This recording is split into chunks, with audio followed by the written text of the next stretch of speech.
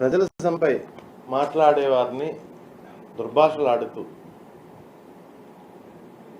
ఆయన ముఖ్యమంత్రి స్థాయిలో ఉండి మనకి నోట్లో పలకలేని మాటలు బొక్క అని ఈ టైపు వ్యాఖ్యానాలు చేస్తూ ప్రజా సమస్యలపై గొంతెత్తే వారిని దూషిస్తూ లేదు సోషల్ మీడియా మీద ప్రత్యేకమైన చట్టాలు చేస్తాం, మేమందరూ ఒక మంత్రుల సబ్ కమిటీ ఏర్పాటు చేసి ఈ రాష్ట్రంలో ఉన్న ప్రతిపక్షాల గొంతు నొక్కుతాం, ఈ రాష్ట్రంలో ఉన్న రైతుల గొంతు నొక్కుతాం, ఈ రాష్ట్రంలో ఉన్న వికలాంగుల గొంతు నొక్కుతాం, ఈ రాష్ట్రంలో ఉన్న విద్యార్థుల గొంతు నొక్కుతాం అన్న ధోరణి చంద్రబాబు నాయుడు గారి మాటల్లో కనపడుతుంది. ఆయన మాట్లాడుతూ ఏం మాట్లాడుతున్నారంటే వికలాంగుల్ని దొంగలతో పోలుస్తున్నారు. యూరియా కోసం మాట్లాడే రైతుల్ని కూడా వాళ్ళకి ఒక పార్టీ అంటగట్టి, లేదంటే యూరియా కోసం లైన్లో ఉన్న రైతులను కూడా వారి మంత్రులతో వీళ్ళు ఏదో బఫే భోజనాల కోసం చేస్తున్నారని చెప్పేసి ఏదో వాళ్ళని వెటకారం చేయడం, రకరకాల విధానాలు ఆయన పాటిస్తున్న తీరు మనం చూస్తున్నాం. ఈరోజు రాష్ట్రంలో రైతులందరూ యూరియా దొరక్క అల్లాడిపోతున్న పరిస్థితి మరి ఈరోజు మన రాష్ట్రంలో చూస్తున్నాం. దాన్ని డైవర్ట్ చేయడం కోసం చంద్రబాబు నాయుడు గారి మాటలు, దాన్ని ప్రశ్నించే రైతుల్ని, లేకపోతే పక్కదారి పడుతున్న యూరియా లారీలు పట్టుకున్న రైతుల్ని వాళ్ళకు పార్టీ అంటగట్టడం. యూరియా పక్కదారి పడుతుంటే రైతులు ప్రెసిడెంట్స్ కానీ గవర్నమెంట్ కానీ చేయాల్సిన పని డ్యూటీ రైతులు చేస్తుంటే వాళ్ళకి పార్టీ అంటగట్టడం. అయ్యే చంద్రబాబు నాయుడు గారు రైతులు తెలుగుదేశం వారు ఉంటారు, బీజేపీ వారు ఉంటారు, జనసేన వారు ఉంటారు, వైఎస్ఆర్సీపీ వారు ఉంటారు, అందరూ ఉంటారు రైతుల్లోని. కానీ వారికి ఒక పార్టీ లేదంటే వారిని ఒక అసాంఘిక శక్తుల్లాగా మాట్లాడడం సమంజసం కాదని చెప్పేసి నేను మాట్లాడుతున్నాను. ఎందుకంటే మీరు మాట్లాడుతున్నారు మిమ్మల్ని ప్రశ్నించే వాళ్ళ గురించి ఏదో ఫేక్ న్యూస్లని, ఆఖరికి గౌరవ ప్రతిపక్ష నాయకుడు పెట్టిన పోస్ట్ కూడా ఫేక్ అని చెప్పేసి మీరు మాట్లాడడం చూస్తుంటే నాకు చాలా మనసు కలిసివేసే విధంగా ఉంది. ఎందుకంటే మీకన్నా ఫేక్ న్యూస్ ఫ్యాక్టరీలు నడిపే వాళ్ళు ఎవ్వరూ ఉండరు ఈ రాష్ట్రంలో. పూర్వం హైదరాబాద్లో ఎన్టీఆర్ భవన్ని రకరకాల రాజకీయ కార్యకలాపాలకు ఉమ్మడి రాష్ట్రంలో ఉపయోగించేవారు. కానీ ఈరోజు ఎన్టీఆర్ భవన్లో మీరు నడిపేది ఫేక్ న్యూస్ ఫ్యాక్టరీయా చంద్రబాబు నాయుడు గారు? ఈ రాష్ట్రంలో ప్రజలు ఎవరికి తెలియదు అనుకుంటున్నారా? మీరు ఫేక్ యూట్యూబ్ ఛానల్స్ కానీ, ఫేక్ న్యూస్లు కానీ, ఫేక్ ఎల్లో మీడియా ఛానల్స్ కానీ మీ గురించి పనిచేసేవి. ప్రజల పక్షాన గొంతెత్తే వారి మీద మీకు ఎందుకు అంత ఇబ్బంది? ఎందుకు అంత నియంతృత్వ ధోరణి? మీ నియంతృత్వ ధోరణి చూస్తుంటే సామాన్యులు భయపడే పరిస్థితిలో ఉన్నారు. ఎందుకంటే ప్రతిపక్షాలుగా ప్రజల తరపున పోరాటం చేసి మేము అసలు పట్టించుకునే పరిస్థితి లేదు, మీ నియంతృత్వ ధోరణి పట్టించుకునే పరిస్థితి లేదు, మీ రెడ్ బుక్స్ పట్టించుకునే పరిస్థితి లేదు, మీరు పెట్టే కేసులకి భయపడే పరిస్థితి లేదు ప్రతిపక్ష పార్టీ నాయకులుగా మేము. కానీ మిమ్మల్ని చూస్తుంటే ఒకందుకు నాకు జాలి కూడా వేస్తుంది. ఎందుకంటే మీలో ఉన్న హిట్లర్ లేకపోతే ముస్సోల్ని, లేదంటే మీలో ఉన్న మానసిక వైకల్యం కానీ పరాకాష్ఠకి, అంటే పిచ్చి పరాకాష్ఠకి చేరిందంటారు కదా, పరాకాష్ఠకి చేరి పరిస్థితి నేను చూస్తున్నాం ఈ మధ్యకాలంలో. ముఖ్యంగా రైతుల పట్ల మీరు వ్యవహరించే తీరు. అయ్యా చంద్రబాబు నాయుడు గారు, మిమ్మల్ని కోరుకునేది ఏంటంటే రైతులు నష్టపోతున్నారు. ఈ రాష్ట్రంలోని సుమారు 200 రూపాయలు ఎక్స్ట్రా ప్రభుత్వం అమ్మే రేటు కన్నా 200 రూపాయలు ఎక్కువ పెట్టినా యూరియా దొరకని పరిస్థితి కనపడుతుంది. దానికి మీరు అవలంబిస్తున్న విధానాలే చేటు చేస్తున్నాయి. ఒక ఎగ్జాంపుల్ చెప్తున్నాను. ఒక రైతుని క్రైటీరియాగా తీసుకోవడానికి పట్టాదారు పాస్ పుస్తకం తీసుకుంటే ఆ పట్టాదారు పాస్ పుస్తకాన్ని బట్టి అతనికి ఎన్ని యూరియా బస్తాలు ఆయనకి అవసరమవుతాయో మనం తీసుకోవచ్చు. కానీ మీరు చేసేది ఏంటి? ఆధార్ కార్డు క్రైటీరియా తీసుకున్నారు. వందలాది ఆధార్ కార్డులు పెట్టేసి మండలాలకి గ్రామాలకి రావాల్సిన లారీ లోడ్లు పక్కదారి పట్టేస్తున్నారు. రైతులకు అందకుండా పక్కదారి పట్టిస్తున్నారు. బస్తా 200, 300 ఎక్స్ట్రా వేసుకుని బ్లాక్ మార్కెట్లో అమ్ముతున్నారు. దయచేసి అది సర్దిద్దండి అని చెప్పేసి ప్రతిపక్షాలు కానీ రైతులు కానీ మిమ్మల్ని ప్రశ్నిస్తుంటే ఫేక్ ప్రాపగాండా, ఫేక్ ప్రచారం అని చెప్పేసి మీరు మాట్లాడే ఎంతవరకు సమంజసం చంద్రబాబు నాయుడు గారు అని చెప్పేసి నేను మిమ్మల్ని ప్రశ్నిస్తున్నాను. అదేవిధంగా ఇంకా యూరియా సమస్య అలా ఉంటే యూరియాలో చూస్తే గమనిస్తే 200-300 కోట్లు స్కామ్ కనపడుతుంది. కొన్ని 200-300 కోట్లు అంటే అది చిన్న స్కామ్ అనుకుందాం అనుకోండి. 200-300 కోట్లు అంటే మీ దృష్టిలో అది డబ్బు కూడా కాదు. మీ దృష్టిలోని, మీ కుమారుడి దృష్టిలోని అది డబ్బు కూడా కాదు. ఆరోగ్యశ్రీ మరి రాష్ట్రంలో 14 నెలలు బట్టి అంటే మీ కూటమి అధికారంలోకి వచ్చిన తర్వాత ఈ రాష్ట్రంలో ప్రజలు కానీ రోగులు కానీ వైద్యం కావాల్సిన పరిస్థితి ఏ విధంగా ఉందో ఒకసారి మీరు గమనించారా? ఆస్తులు అమ్ముకునే పరిస్థితి వచ్చింది. రాష్ట్రంలో వైద్యం దొరకని పరిస్థితి,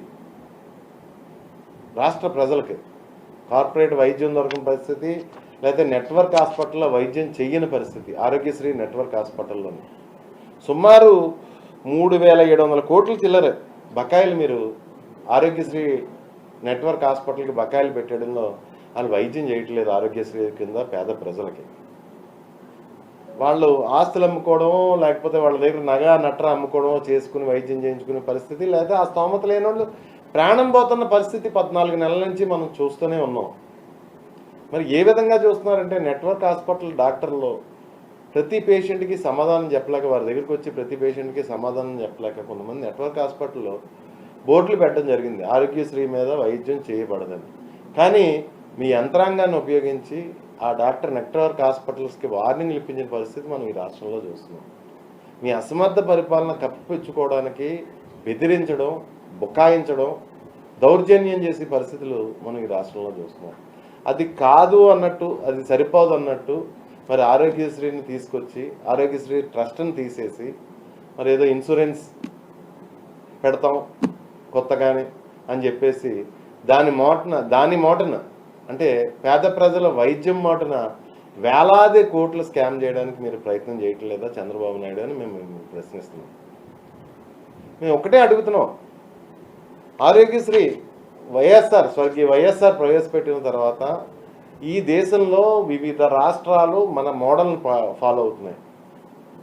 ఆరోగ్యశ్రీ పెట్టిన స్టార్టింగ్లో ఈ ఇన్సూరెన్స్ పాలసీ కూడా ఉండేది, కానీ ఇది పక్కాగా అమలవట్లేదు. ఇన్సూరెన్స్ కంపెనీలు చేతులు ఎత్తేస్తున్నాయి, క్లెయిమ్ సరిగ్గా చేయట్లేదు, పేద ప్రజలకు అన్యాయం జరుగుతుందని చెప్పేసి ఆరోగ్యశ్రీ ట్రస్ట్ మోడల్లో మన రాష్ట్రంలో ముందుకు నడిపిస్తుంటే మరి మీరు ఏంటి ఈ పేద ప్రజల వైద్య నిమిత్తం కూడా మీరు ఈ విధంగా మీరు ఉపయోగించుకోవడం బాలేదు. పేద ప్రజల వైద్యాన్ని విద్యని మీరు స్కామ్ల కింద ఉపయోగించుకోవడం కరెక్ట్గా లేదని చెప్పేసి నేను భావిస్తున్నాను. దయచేసి ఆరోగ్యశ్రీని నిర్వీర్యం చేసి కార్యక్రమం మటుకి ఎట్టి పరిస్థితులను చెయ్యొద్దు అని చెప్పేసి నేను మిమ్మల్ని కోరుకుంటున్నాను. అదేవిధంగా మరి గత జగన్ గారి 5 సంవత్సరాల పరిపాలనలో 45,10,645 మందికి ఆరోగ్యశ్రీ కింద ఈ రాష్ట్రంలో వైద్యం జరిగిన పరిస్థితి మనం చూసాం. 45,10,645 మందికి వైద్యం జరిగింది. మరి మీ 14 నెలల పరిపాలనలో ఎంతమందికి వైద్యం జరిగిందో ఆరోగ్యశ్రీ కింద మీరు చెప్పగలరా చంద్రబాబు నాయుడు గారు అని చెప్పేసి మిమ్మల్ని సూటిగా ప్రశ్నిస్తున్నాను. ఈ రాష్ట్రంలో విద్యా వ్యవస్థను కానీ, వైద్య వ్యవస్థను కానీ, లేకపోతే రైతులకు సబ్సిడీ మీద అందే ఎరువులు కానీ, యూరియా కానీ, డిఏపి కానీ ప్రతిదీ మీరు వ్యాపారం కింద చేస్తుంటే మీరు ఈ రాష్ట్ర ప్రజలకు ఏమైనా హామీ ఇచ్చి మీరు అధికారంలోకి వచ్చారు? సంపద సృష్టిస్తాను అని చెప్పేసి మీరు ఈ రాష్ట్ర ప్రజలకు హామీ ఇచ్చి అధికారంలోకి వచ్చిన పరిస్థితి. కానీ ఆల్రెడీ ఈ రాష్ట్రంలో ఉన్న సంపద, పేద ప్రజల సంపద 17 మెడికల్ కాలేజీలు చరిత్రలో కని విని ఎరుగని రీతిలో జగన్మోహన్ రెడ్డి గారు 17 మెడికల్ కాలేజీలు కన్స్ట్రక్ట్ చేసి అందులో 5 మెడికల్ కాలేజీలు స్టార్ట్ చేస్తే మీరు అవి ప్రైవేట్కి పీపీపీ మోడ్లో ప్రైవేట్కి మీ మనుషులకి అమ్మేసుకునే పరిస్థితి, స్కామ్ ద్వారా అమ్మేసుకునే పరిస్థితి ఈ రాష్ట్ర ప్రజలు చూస్తున్నారు. మీరు సంపద సృష్టించలేదు సరికదా, ఈ రాష్ట్ర ప్రజల సంపదని అమ్మేసి పరిస్థితి మీరు ప్రైవేట్ పబ్లిక్ పార్ట్నర్షిప్లో పీపీపీ మోడ్లో అమ్మేసి పరిస్థితి మనం ఈ 4-5 రోజులు బట్టి ఈ రాష్ట్ర ప్రజలు చూస్తున్నారు. దాన్ని మళ్ళీ మీ దగ్గర ఉన్న ఎల్లో మీడియా ద్వారా, మీకున్న మీడియా ద్వారా కవర్ చేసి పరిస్థితి కనపడుతుంది. దయచేసి మీరు ఈ రాష్ట్రంలో ప్రజలను తప్పుదోవ పట్టించకుండా జగన్ గారు తెచ్చిన 17 మెడికల్ కాలేజీలని ఆ విధంగానే ఉంచి, ఎందుకంటే మీరు ఒక్క మెడికల్ కాలేజ్ మీరు తేలేదు, ఈ 17 మెడికల్ కాలేజీలను ఆ విధంగానే ఉంచి ఈ రాష్ట్ర ప్రజలు మంచి కోరవలసిందిగా కోరుకుంటూ, అదేవిధంగా మరొక్కసారి యూరియా గురించి మరీ తెలియజేసుకుంటున్నాను. మీరు ఆధార్ కార్డులు బేస్గా పెట్టుకుని యూరియా పంపిణీ చేస్తే ఈ రాష్ట్రంలో యూరియా స్కామ్ కింద జరిగిపోతుంది. దయచేసి ఆధార్ కార్డులు క్రైటీరియాగా తీసుకోకండి. ఎందుకంటే వందలాది ఆధార్ కార్డులు సంపాదించి యూరియాని లోడ్లు ఎత్తుకుపోవడం పెద్ద సమస్య కాదు, అది గంటల్లో పని. వందలాది ఆధార్ కార్డులు గ్యాదర్ చేయడం అన్నది గంటల్లో పని, యూరియా పక్కదారి పట్టిస్తుంది. దయచేసి రైతులు పాస్ పుస్తకాల క్రైటీరియాగా తీసుకుని ప్రతి రైతుకి ఎంత అవసరం పడుతుంది, ఎన్ని ఎకరాలు రైతు సాగు చేస్తున్నాడో ఎంత అవసరం పడుతుందని చూసుకుని రైతులు పాస్ పుస్తకాలు క్రైటీరియాగా తీసుకుని యూరియా పంచవలసిందిగా కోరుతున్నాము. ఎందుకంటే ఈ రాష్ట్ర రైతులు తీవ్ర ఇబ్బందుల్లో ఉన్నారు. కనీసం 200 నుంచి 300 ఎక్స్ట్రా పెడితే కానీ యూరియా దొరకని పరిస్థితి ఈ రాష్ట్ర రైతాంగానికి ఏర్పడింది. దయచేసి ఈ రాష్ట్రంలో రైతులను ఆదుకోండి, ఆరోగ్యశ్రీ ద్వారా రోగులను ఆదుకోండి, ఈ రాష్ట్ర ప్రజలను ఆదుకోండి. అదేవిధంగా హాస్పిటల్లో పీపీపీ మోడ్లోకి తీసుకెళ్లకుండా హాస్పిటల్తో దయచేసి జగన్ గారు సమకూర్చిన 17 హాస్పిటల్లో, ఈ రాష్ట్రానికి 17 హాస్పిటల్లో సమకూర్చిన ఆస్తి మెడికల్ కాలేజీలకు సంబంధించి మీరు ప్రజల్ని ఏ పరిస్థితుల్లోని మోసం చేయకుండా దయచేసి వారి ఆస్తి వారికి ఉంచండి.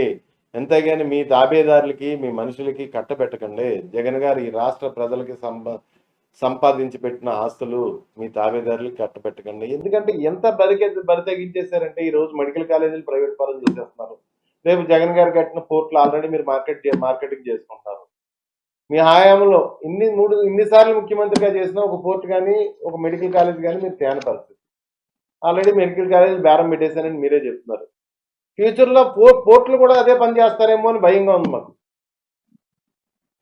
ఏదన్నా మేము ప్రశ్నిస్తుంటే మా గొంతు నొక్కేసి పరిస్థితి, ఫేక్ ప్రచారాలు, ఫేక్ మాటలు అని చెప్పేసి మాట్లాడే పరిస్థితి మీ నోటు వెంట వింటున్నాం. మీరు ఈ రాష్ట్ర ప్రజల మంచిని కాంక్షించేవారైతే